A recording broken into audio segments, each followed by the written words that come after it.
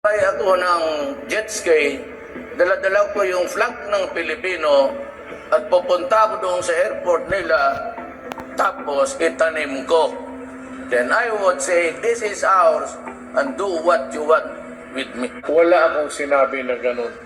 Mama, you have to, even if you kill me 1,000 times, wala akong sinabi na ganun. Sayan o sa makasaysayan pagharap ni Pangulong Rodrigo Duterte sa United Nations General Assembly, iginiit ng punong ehekutibo ang karapatan ng Pilipinas sa ating mga teritoryo sa West Philippine Sea. Partikular na ipinunto ng Pangulo ay ang arbitral award na panalunan ng bansa ukol sa usapin ng territorial dispute laban sa China. Ang sentro ng balita mula kay Mela Las Moras. Bababa ako, sasakay ako ng jet ski, dala-dala ko yung flag ng Pilipino at pupunta ako doon sa airport nila, tapos itanim ko.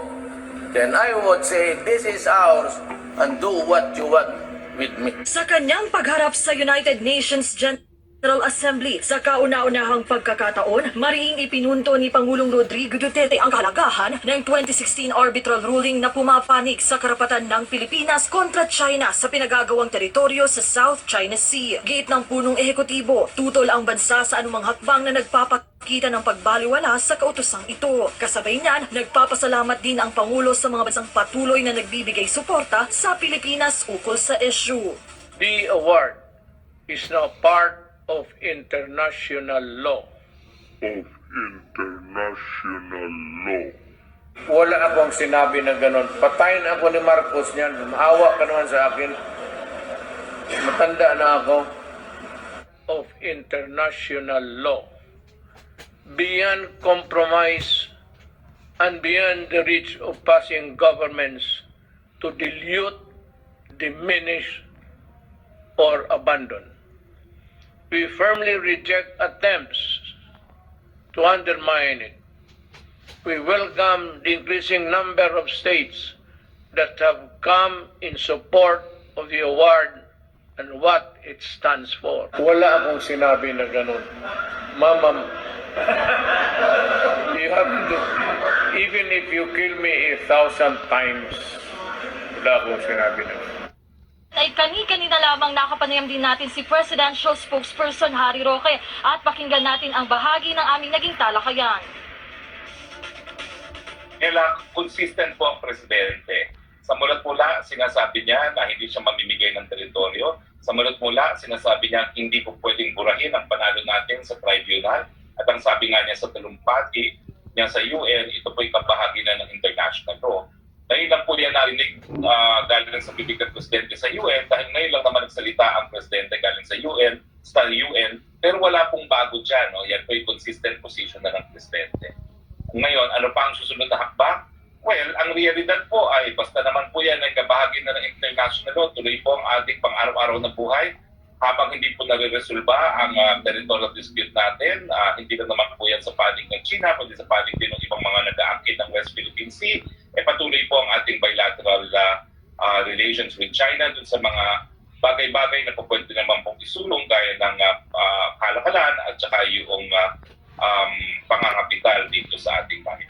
Again, consistent po ang Philippines, ang ating presidente na kahit anong gawin ng kahit sinong bansa kasama ng China na hanggang ngayon na hindi tinatanggap di umano, yung decision na yan, kabahagi na po yan, hindi na po yan mabubura. Kabahagi na po yan ng international law. At yan na po talaga ang ebidensya ng customary norm na tinatawag sa larangan ng international law.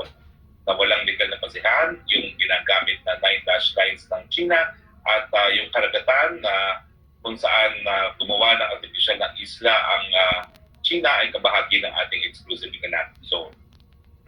Habang lalong lumalakas ang kontrol ng China sa West Philippine Sea, mas maraming mamamayang Pilipino ang napapahamak.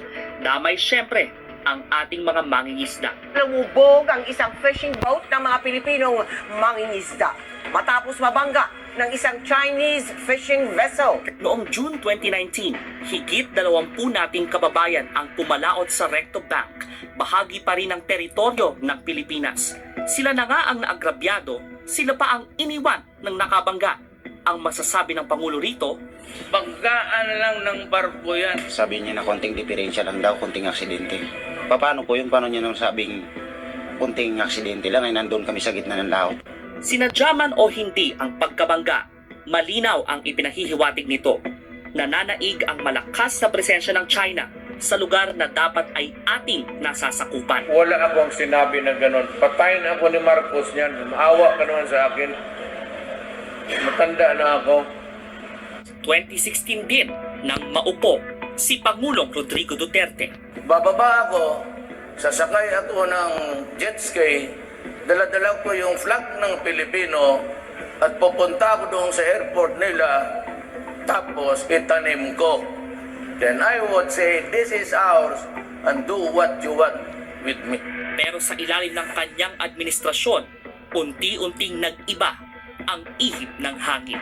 We strongly affirm and respect the outcome of the case. We have cultivated further relations with China. Our improved relationship with China, however, does not mean that we will waver in our commitment to defend our interests in the West Philippine Sea. China also claims the property and he is in possession. Yan ang problema. We have to go to war and I cannot afford it. Talagang inutil ako dyan. Walang magawa. Wala akong sinabi na gano'n. Patayin ako ni Marcos niyan. Maawa ka naman sa akin. Matanda na ako. China na. Wala na tayo. Yun ang history. Tapos nag-file sila ng kaso, nanalo tayo. Yung papel, sa totoong buhay, between nation, yung papel, wala yan. Yung papel, wala yan. Kung sino yung tigas, United States, Britain, ano, pagka ginusto nilang gawin, tayo, nanalo. Tayo, nanalo. Ngayon, pagdating ko, ang barko nandyan sa West Philippine Sea, China boat, ship. Tayo wala na. Tayo wala na. Wala akong sinabi na gano'n. Patayin ako ni Marcos niyan. Maawa ka naman sa akin. Matanda na ako. Tapos sabi nila, itong papel na sa kaso nanalo tayo, ipursu mo. Pinursu ko. Walang nangyari. Sabi, actually, sa usapang bugoy, sabihin ko sa iyo, bigay mo sa akin, sabihin ko, putang ina, papel lang yan. Itatapon ko yan sa wastebasket. Wala akong sinabi na gano'n. Patayin ako ni Marcos niyan. Maawa ka naman sa akin. Matanda na ako. Putang ina, papel lang yan. Putang ina, papel lang yan. Putang ina, papel lang yan. Itatapon ko yan sa wastebasket. Ang Pangulo na minsang nagsabing magje-jetski siya papuntang China, iba na ngayon ang linyahan.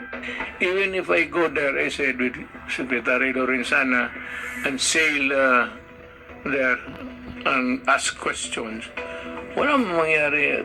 Wala akong sinabi na gano'n. Mama, you have to, even if you kill me